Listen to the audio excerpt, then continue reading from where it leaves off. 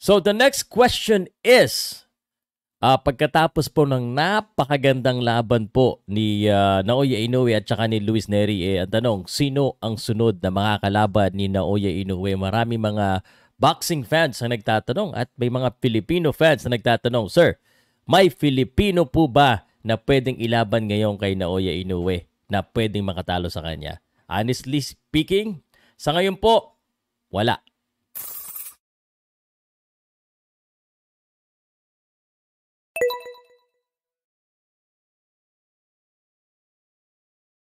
Ipapaliwanag ko lamang po kasi boxing is a sports, it's a business, and at the same time, there are, kumbaga, may ano po yan, may rankings po na kailangan sundin. So, papakita ko lang po muna sa inyo, si Luis Neri po ay mandatory po yan sa WBC, kaya po siya ay napagbigyan. At syempre, may storyline po kasi medyo galit sa kanya yung mga hapon because of what happened in the past sa kanilang dating boxers din. So, ngayon, ano na ngayon ang pwedeng gawin ni Naoya Inoue? Sino ngayon ang pwede niyang kalabanin? So, sasagutin ko rin mamaya kung may Filipino ba tayo na pwedeng ipanlaban. Pero sa ngayon po, sasagutin ko muna yung makatotohanan na pwede pong mangyari sa kanyang laban. Simpleng-simple lang yung unang tanong at ang sagot dyan, posible po. Dahil nandoon na, pinayagan nila si Sam Goodman. Usually po pag ganyan, nandoon yung boxer, may nakapila na. Sam Goodman, September, looks like it's gonna happen.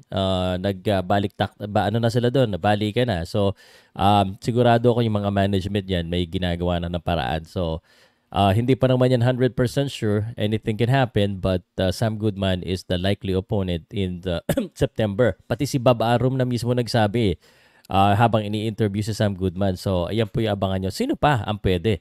Ito pa po ay isa po niya pong option, si Murodjon Akhmadilib. Ito po talaga nakapila din. Papakita ko sa inyo ha. Ito po yung ranking ng ng mga sanctioning body. So sa WBC, na fulfill na po ni Naoya Inoue ang kanyang responsibility.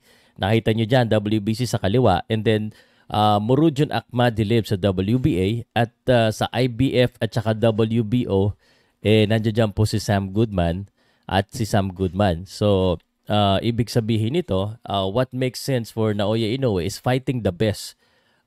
So he's already the best in the super bantamweight division. Who's the next best thing? And that is Murodjon Akhmadilib and Sam Goodman. Pero sa totoo lang, para sa akin, I think it also makes sense na mag-move up siya sa 126. I don't know if he wants to move up this year, pero baka feeling ko baka next year pa mag-move up yan. Baka isa na lang mapagbigyan niya baka si Sam Goodman or si Akhmadilib, kasi there's really nothing to prove anymore sa 122-pound division.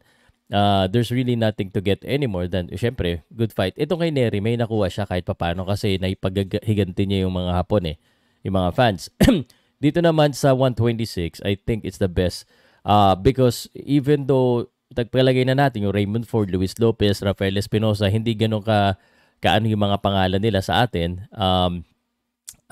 Pero may mga belts. So, ang gawin na lang niya, mangolekta siya ng belt sa 126 muna. Ubusin niya rin yung mga kalaban doon. And then he rose up. Parang Manny Pacquiao, style. Akyat ng akyat. Kasi sa 122 talagang, sorry to say, talagang halos lahat kaya niyang talunin. Or maybe lahat sa nangyayari ngayon. Lalo na na-knockdown siya, ibig sabihin kaya niyang bumangon kahit na matamaan siya. Kasi lahat naman talaga pwede matamaan. Sa Filipino po, marami po tayong prospects sa 122s.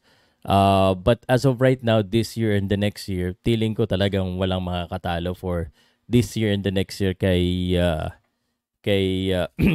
Naoya Inoue. Kahit sa Philippines po, wala po siguro muna. Baka tingnan natin kung may magbago, no? But so far, that's my opinion. So Sam Goodman, Akhmadilib, or go to 126. Ano sa tingin nyo? Sino ba pwedeng tumalo dito kay Naoya Inoue?